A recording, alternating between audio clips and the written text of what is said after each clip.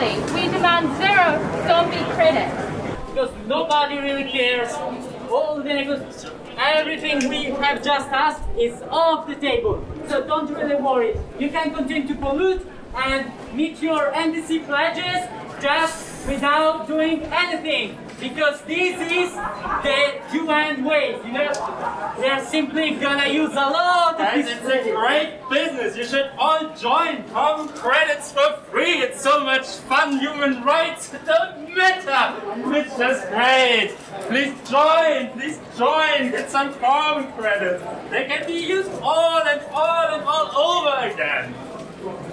And then you can throw them again away. Because we have plenty of them.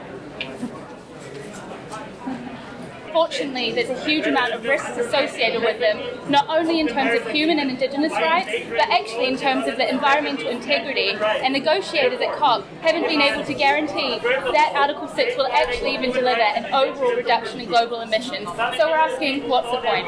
In a nutshell, what do you want to see done to make this transparent? Absolutely. So we want to make sure that that observers are able to get into the negotiating rooms to see what countries are saying about these rules that will govern at least the next decade of carbon transactions.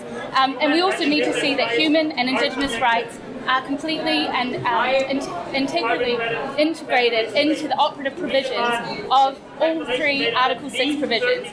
Can you explain very simply to a generalist audience what a carbon credit is in this context? Absolutely. So a carbon credit is where a project is set up to draw down carbon out of the atmosphere in another country.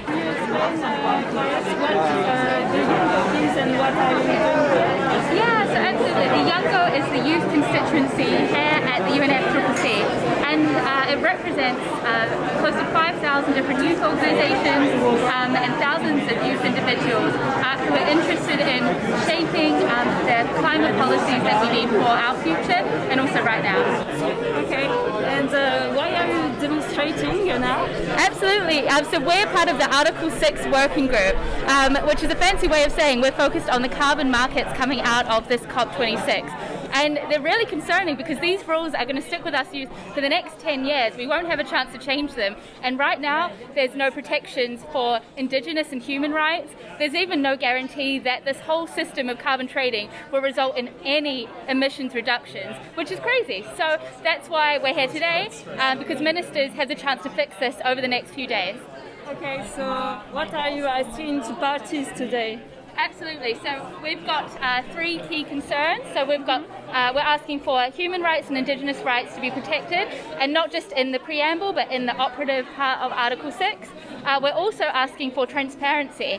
So a big issue is the carryover of dodgy credits under the Kyoto Protocol, and also concerns that there won't even be an independent grievance mechanism to even hear those kinds of concerns that will come up, again, about human rights violations or indigenous people's sovereignty being breached.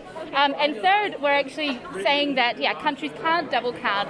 They have to accept quantitative limits, and they can't keep these zombie credits in the system, because we need real ambition reductions in order to keep 1.5 alive. Okay. And what do you think of this COP more generally? I think that youth are coming with a lot more solutions than the people in the room, to the extent that we are forwarding text proposals to the negotiators, because the kinds of dynamics of this conference are that these hugely important decisions are made under tight timeframes, without consultation, and often without observers in the room. So that whole process needs to change in order for effective climate action to be a reality. Okay, thank you very much. Cool, thank you guys.